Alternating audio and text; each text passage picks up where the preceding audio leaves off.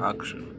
Yes, igitondo cyiza abantu banjye niyumva murabizi waje guhagira muri creator Prospere ariko aka kanya mfashe uyu mwanya narindi ryamye mbyutse mbona ku mbuga hahiye ndavuga ndeka muri iyi video kuko hari ibintu nabonye byinshi byiza n'ibibi.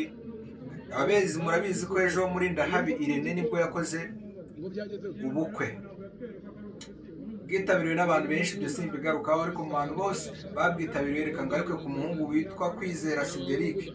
We Kwizera Cedric, umwana w'iburasirazuba uri guta indangagaciro. Nimvuga Kwizera Cedric si muri bumumenye, bamwita Yowe Bogari, yita igikoko, yita cyuti, amazina menshi, ariko aka kanya ntago waba uri igikoko, sinzi ko waba uri n'agakoko.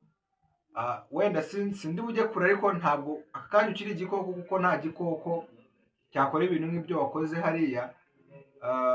Uyu mujene impamvu muvuzeho, ndaza kubereka video ye, ndaje nyishyireho muyirebe. Uyu mujene yagiye mu bukwe bwa Irene, aho yagatashye ubukwe ngo anatwerere nk'abandi, yigira kuri bife. Ibintu yakozeho sha mwabibaza abantu bari bari kumwe nawe. Urabonaga uburyo waryaga Bogari.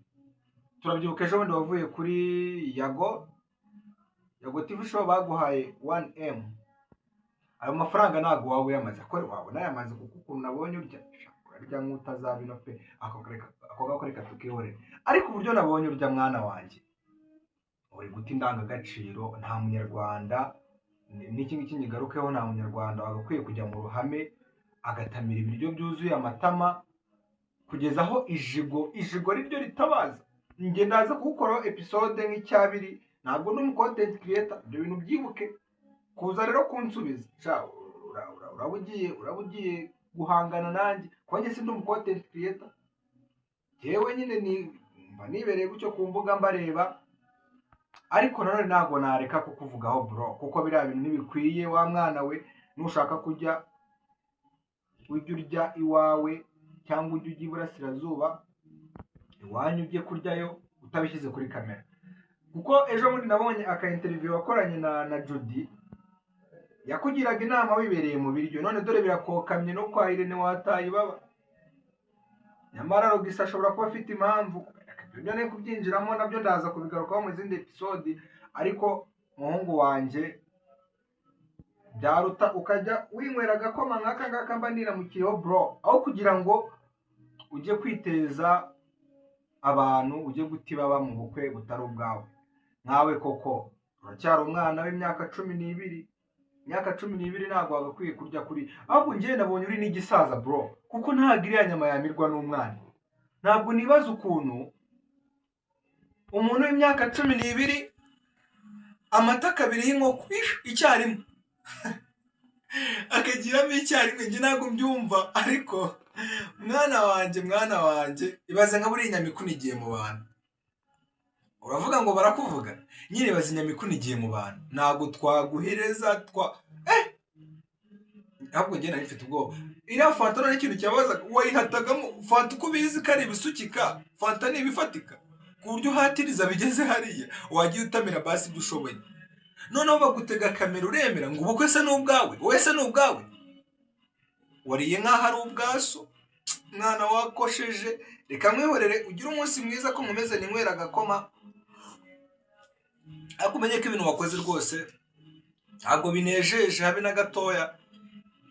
Mpamya ko na Irene naza kuba atuje akabona iriya video, ndabizi buriya ni kasha amakokera azakugira inama, azakubwira ati mwana biriya bintu ntabwo ari byiza. Ndetse na mama wawe wenda bibonye niba ajya akoresha social medias yazabikubwira. Jya wiyubaha, kujya ku mihanda rwose ukajya kugaragaza planke z'igifu. Nabonye wambaye RAA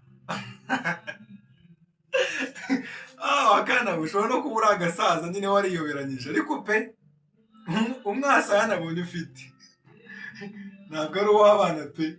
Umbabarire kuvuga iki kintu, ariko rwose ririya jimbiri ntabwo ari iry'abana. Bogari iryo jigo ryawe nutarigabanya riraza kugutubuzamo, usange ugiye kujya abantu nyine bagutumire bagukamirire biryo tu, kuko bamaze kumenya ko nta kindi kintu wishoboreye ni ukurya. Ntago nibaza ukuntu uhera kuri buri nyama yose ufataho. Nawe koko mwana wanjye ca bugufi usaba abanyarwanda imbabazi, ujye kumugure n'umuntu wa politiki n'imbabazi umusaba kuri kuko n'ibita bibi sha tuzabibika n'umwana wawe ko ukuntu uri kuryaho ushobora kumaza iminsi utarya, ariko ntabwo wabakwiye guhatiriza ishimbi igezeho uri gusaba imbabazi. oya abantu mwese nimutamukorera unfollow ndazikora, ndashishikariza n'abandi kuzikora kugeza igihe nyine nawe uza gufatira ukavuga uti mbabarira igihe bamfutoye nabizi ako se nasiranye mubarazi yakoze icyo bro ako ryajigo nakubonanye ari ibya hafi ahangaha.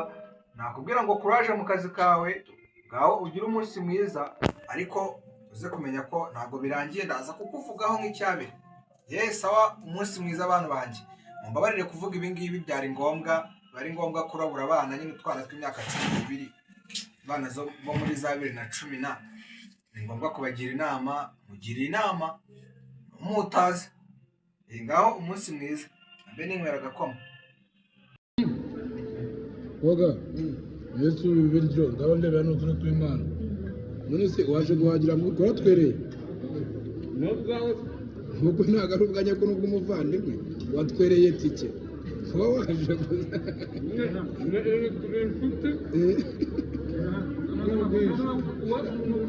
oya barumvize ukuri ubu niko kuba igikoko ngo byagezeho